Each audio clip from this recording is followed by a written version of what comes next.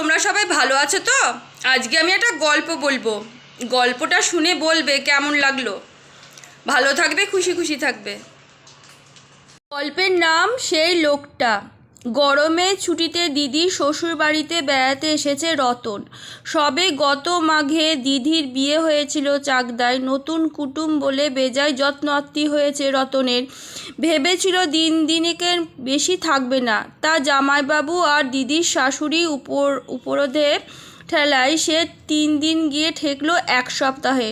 সকাল বিকাল কি খাটনের ধুম। রুই, কাতলা, ইলিশ, চিংড়ি, মুরগি, মটনের বান বইছে পাতে। আসছে রানাঘাটের পান্তুয়া, শান্তিপুরের নিখুঁতি, কৃষ্ণনগরের সরপুরিয়া, সরভাজা, পলাশিরাম, খাজা, কাঁঠাল, লিচু, জামরুল, কালো জাম। দিদির শাশুড়ি নিজে হাতে নাড়ু বানাচ্ছেন, পায়েস রাঁধছেন। খেয়ে দেয়ে বুঝি 10 কেজি ওজন বেড়ে গেল 7 দিনে।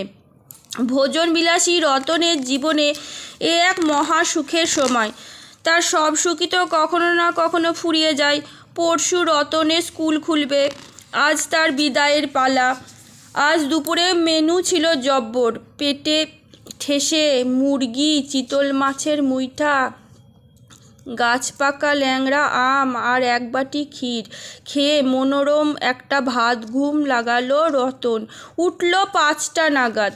প্যান্ট শার্ট গলিয়ে ব্যাগ ট্যাগ গুছিয়ে নিচ্ছে। এমন সময় দিদির আবির্ভাব। এই রতন, তোকে যদি একটা কাজ দিই, পারবি? কী রে দিদি? মার একটা নেকলেস ছিল আমার কাছে, নিয়ে যেতে হবে। এ আর কেমন? রতন কাজ ঝাঁকালো। দিয়ে দে, ব্যাগে ঢুকিয়ে নিচ্ছি। সাবধানে নিতে হবে কিন্তু, 4 ভরি সোনা আছে। ট্রেনের ভিড়ে এতটা পথ যাবি? রতন পলকের জন্য ঘাবড়েছিল। পরক্ষণে সামলে নিয়ে, তো কি আছে, আমি ঠিক পারবো। সঙ্গে 1000 টাকাও দিচ্ছি, বাবার কাছ থেকে নিয়েছিলাম। দেখ, হারিয়ে টারিয়ে ফেলবি না তো। একে সোনার হার, তারপরে আবার 1000 টাকা। রতন মুখ বোধ হয় একটু শুকিয়ে গিয়েছিল দেখে দিদি বলল, তোর নার্ভাস লাগলে থাক। সামনে মাসে আমরা কলকাতায় যাব, তখনই না হয়। তোর জামাইবাবু বলছিল ছেলে মানুষের হাত দিয়ে এসব না পাঠানোই ভালো। রতনের রাতে ঘা লাগলো এবার। আহত মুখে বলল, আমি ছেলে মানুষ? ভুলে যাস না দিদি, 17 বছর বয়স হয়েছে আমার। সামনে বছর আমি হায়ার সেকেন্ডারি দেব। আহা, চড়ছিস কেন? তুই তো সত্যি একটু কেবলুস আছিস, নইলে তোর বয়সে ছেলেরা তো এই সামান্য জিনিস নিয়ে সচরাচর যাতায়াত করছে। আমিও পারবো, দিয়ে দে। দেখিস ভালো করে সামলে যাস।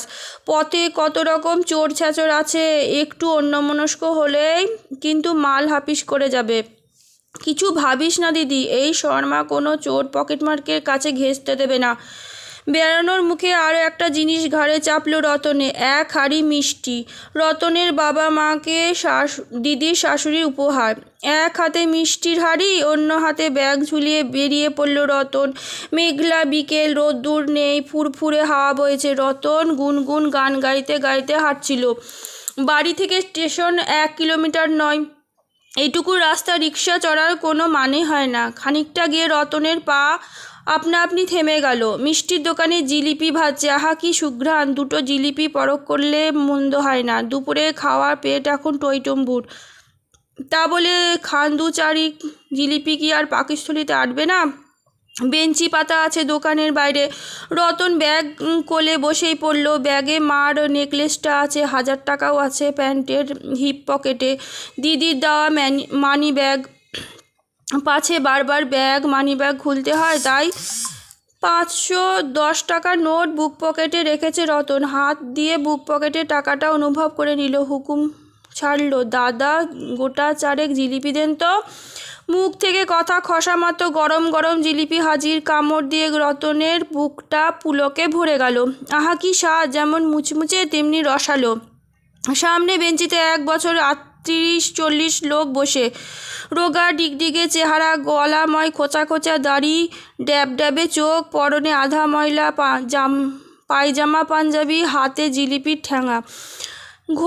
রতন তাকে উদ্দেশ্য করে বলল, দারুণ বানিয়েছে, কি বলেন? লোকটা কোনো জবাব দিল না, কেমন একটা চোখে দেখছে রতনকে। দৃষ্টিটা যেন ঠিক সুবিধের নয়। চোর টোর নয় তো, কিংবা ছিনতাইবাজ? রতন তাড়াতাড়ি মিষ্টির হাঁড়িটা পায়ের কাছে নিল। লোকটা চোখে থেকে চোখ সরিয়ে নিয়ে আবার অর্ডার দিয়েছে জিলিপির আরও 4খানা। খেতে খেতে টের পেলে লোকটার দৃষ্টি এখনও তার ওপরেই আটকে আছে। সর্বনাশ, টাকা আর হারের ব্যাপারটা আন্দাজ করে ফেললো নাকি? ওস্তাদ চোরেরা নাকি 50 হাত দূর থেকেও দামি মালের গন্ধ পায়। রতনের বুক ডিপ ডিপ করতে লাগলো। রসালো জিলিপি আর তার গলা দিয়ে নামছে না। কোনো মতে শেষ করে টাকা মিটিয়ে দাঁড়িয়ে পড়েছে ঝটপট। হাঁটা লাগিয়েছে লম্বা লম্বা পায়ে। মিটার 30-এ গেছে কি যায়নি, এমন সময় সে পিছন ফিরে তাকিয়েছে। রতন অমনি ধরাস করে উঠেছে হৃৎপিণ্ড। লোকটা তার পিছনে পিছনে আসছে। তাকে অনুসরণ করতে নাকি চলার গতি বাড়িয়ে দিল রতন। ওমা, লোকটা আরও জোরে জোরে হাঁটছে যেন তাকে ধরতেই আসছে। বিকেলবেলা বড় রাস্তা, চারপাশে দোকানপাট, লোকজন। এখন যদি রতন একটা হাঁক মারে, 1000টা লোক রে করে ছুটে আসবে। লোকটা ছিনতাইয়ের মতলবে আছে জানলে তারা হয়তো লোকটাকে পিটিয়ে ছাতু করে ফেলবে। এই সামান্য কথাটাও রতনের মাথায় এলো না। হাঁড়ি আর ঝোলা হাতে প্রায় ছুটতে শুরু করেছে। কি আশ্চর্য, লোকটাও ছুটছে। সামনে চাকদা বাস স্ট্যান্ড। 3খানা পেল্লাই বাস দাঁড়িয়ে আছে রাস্তায়। ফট করে একটা বাসের আড়ালে লুকিয়ে পড়ল রতন। উঁকি মেরে দেখছে লোকটা কোথায় যায়। উফ, লোকটাও দাঁড়িয়ে পড়েছে যে, এদিক ওদিক তাকাচ্ছে, মুঠো পাকাচ্ছে। রতনকে খুঁজছে নাকি? হ্যাঁ, তাই দেখে ফেলেছে রতনকে। এগিয়ে আসছে রতনের দিকে। রতনের হৃৎপিণ্ড ঝপাং ঝপাং লাপাচ্ছে। হাঁড়ি ঝোলা বুক চেপে একবারে ঊর্ধ্বশ্বাসের দৌড়াতে শুরু করলো রতন। হাঁপাতে হাঁপাতে পৌঁছে গেছে স্টেশনে। প্ল্যাটফর্ম, লোকের লোকারণ্য, ভিড়ের মাঝে হাঁপ ছাড়ল না। রতন ছুটতে ছুটতে ওভারব্রিজ পেরিয়ে সোজা টিকিট কাউন্টারে পৌঁছে গেছে। শিয়ালদার টিকিট কেটে কাউন্টারের পাশে দাঁড়িয়ে রইল ঘাপটি মেরে। চোখ কুচকে দেখছে আবার লোকটার দর্শন মেলে কিনা। 1 মিনিট, 2 মিনিট, 5 মিনিট না আপদ গেছে। রতন স্বস্তির নিঃশ্বাস ফেলল। নিঘাত ভিড়ে তাকে হারিয়ে ফেলেছে লোকটা। মনে মনে রতন হেসে নিল এক চোট। এর সঙ্গে চালাকি। রতনের নাগাল পাওয়া অত সোজা। যে মতলবই থাক, রতনের আর টিকিটিও ধরতে পারবে না বাছাধন। নিশ্চিন্ত হয়ে রতন হেলে দুলে ওভারব্রিজ পেরোলো। ওপারে প্ল্যাটফর্মে গিয়ে দাঁড়িয়ে আছে ট্রেনের প্রতীক্ষায়। ট্রেন আসতে এখনও মিনিট 10 বাকি। ছোটাছুটি করে গলা শুকিয়েছে। টি স্টলে এসে একটা কোল্ড ড্রিঙ্কস কিনলো। চুমুক দিচ্ছে তাতে তাড়িয়ে তাড়িয়ে। ঠান্ডা পানীয় শেষ। সিগন্যাল লাল থেকে সবুজ। লাইনের কাছটা গিয়ে রতন দেখলো ট্রেন দেখা যাচ্ছে দূরে। ঠিক সেই মুহূর্তে চোখ পড়ল ওভারব্রিজের ওপর দাঁড়িয়ে আছে লোকটা। তার উদ্ভ্রান্ত চোখ ঘুরছে চতুর্দিকে। সর্বনাশের মাথায় পা। কি হবে এখন? চট করে একটা বুদ্ধি খেলে গেল রতনের মাথায়। স্যাঁত করে লুকিয়ে পড়ল বুক স্টলের আড়ালে।